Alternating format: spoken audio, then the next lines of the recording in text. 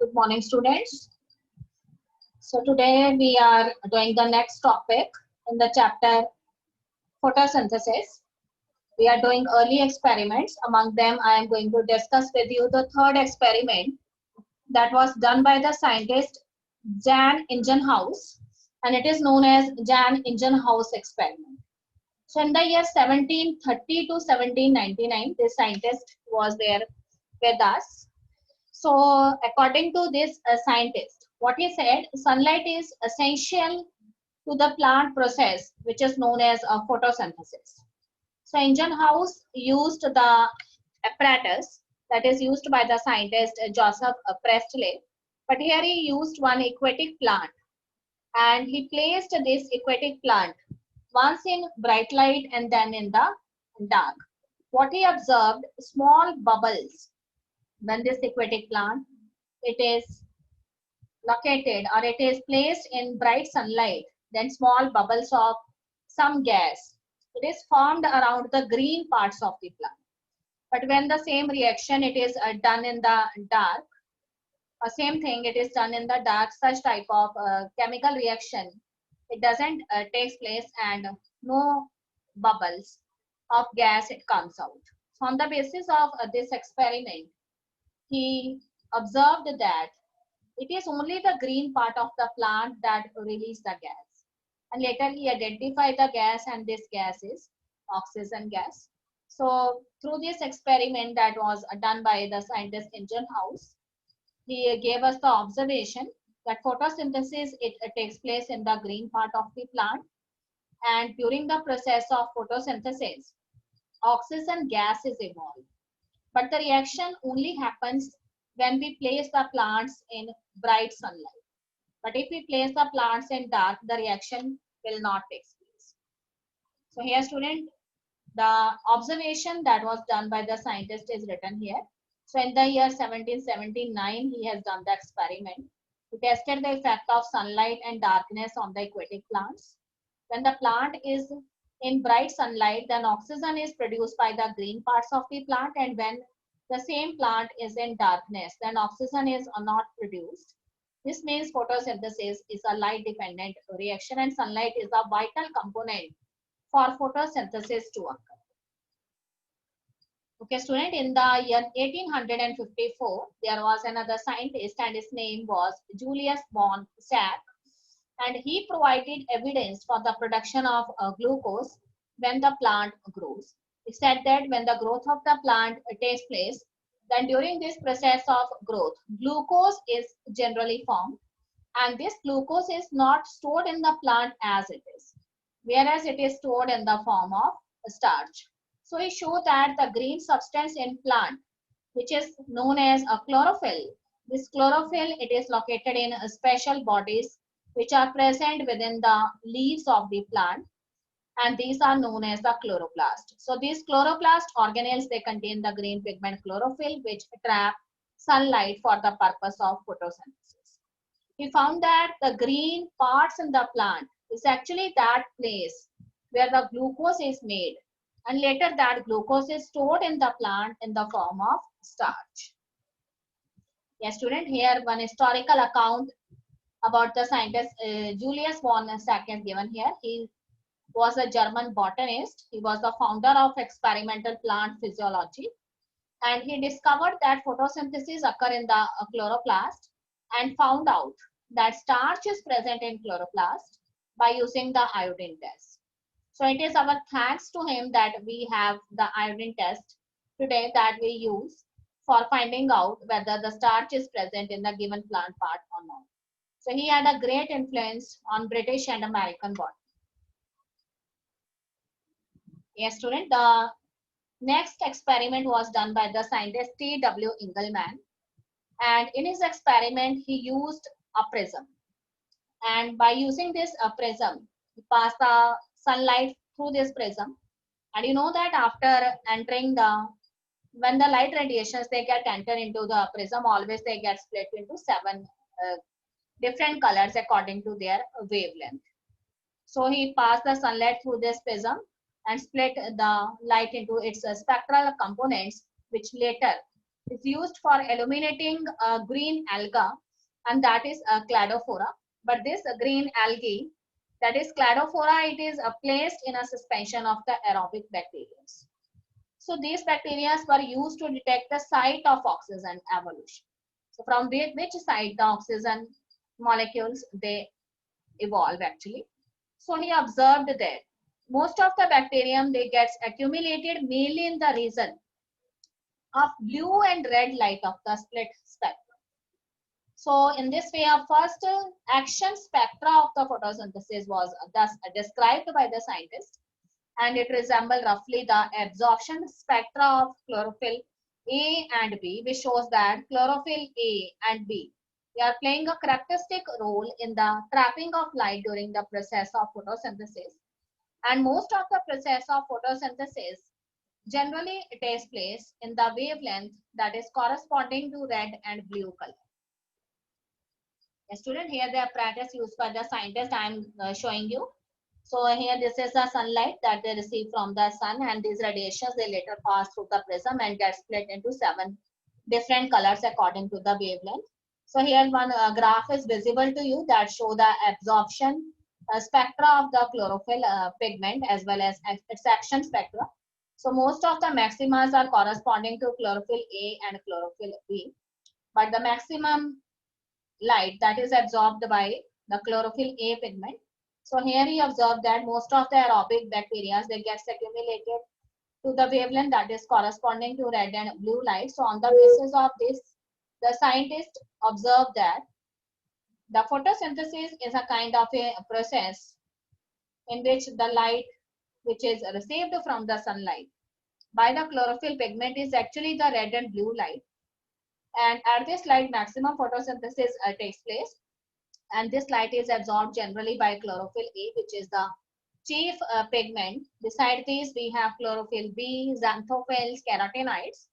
So these pigments they also absorb the light of a particular wavelength that is corresponding to other colors, but that amount of light is very less, and later these pigments they hand over this light to the main pigment that is chlorophyll E. That's why these pigments are known as the accessory pigments. Yes, student, this is a historical account related to the process of photosynthesis, that in the middle of the 19th century, the key feature of the plant photosynthesis were known to us. The plant they use light energy to make carbohydrates from carbon dioxide and water. And the empirical equation representing the total process of photosynthesis for oxygen evolving is also very much known after the different experiments that were done by the scientists. So here are the key features of photosynthesis were first explained in 19th century, and later we also very much get familiar with the use of light energy to make carbohydrates from CO2 and water.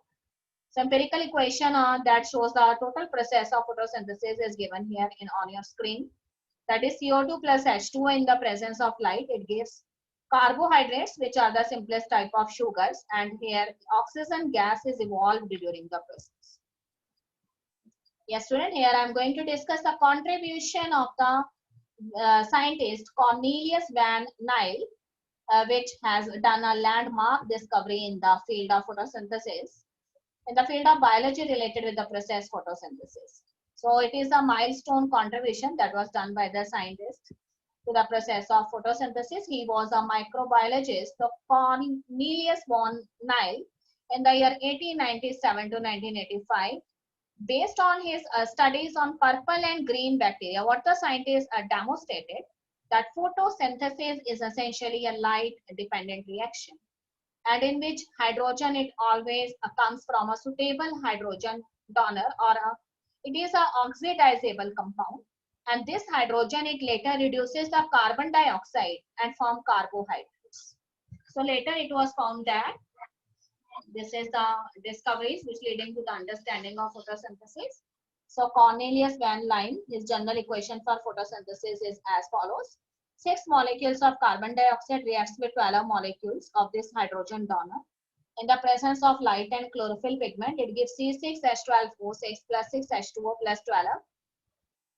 A here designates the compound that is oxidized. So here the hydrogen, it comes from the hydrogen donor, which is generally water molecules in case of plants, and H2S, hydrogen sulfide in case of some sulfur bacteria. So here he said that most of the photosynthesis is generally done by the plant, but there are certain bacteria which are also showing photosynthesis. So if they are the sulfur generating bacteria, then that hydrogen, it comes from hydrogen sulfide instead of water. So here you always remember that the hydrogen is actually gave by water molecule, and this hydrogen it later combines with carbon dioxide and its reduction takes place and carbohydrates are formed. On the other hand, the water molecule it get oxidized by, and later on oxygen gas is evolved as a result of this reaction. Yes, student, here I have written the findings or observation of the scientist Van Nile. So according to him, in green plants, water is the hydrogen donor and is later oxidized to oxygen. So some organisms that do not release oxygen during photosynthesis, and when hydrogen sulfide instead is the hydrogen donor for purple and green sulfur bacteria, so here the oxidation product is sulfur or sulfate ions, depending on the organism, not oxygen. So hence he inferred that the oxygen evolved by the green plants, it actually comes from water and not from carbon dioxide. So it is a landmark discovery. Yes, this is the classical equation of photosynthesis, that 6 molecules of carbon dioxide reacts with 6 molecules of water in the presence of light, and it gives C6H12O6 plus 6 molecules of oxygen. The reaction takes place in the presence of sunlight and chlorophyll pigment. Yes, student, here we are going to discuss that where actually the process of photosynthesis takes place. If we ask a question to a common man or a student of biology, then the straightforward answer by him is that the process of photosynthesis, it takes place in the green leaves of the plant.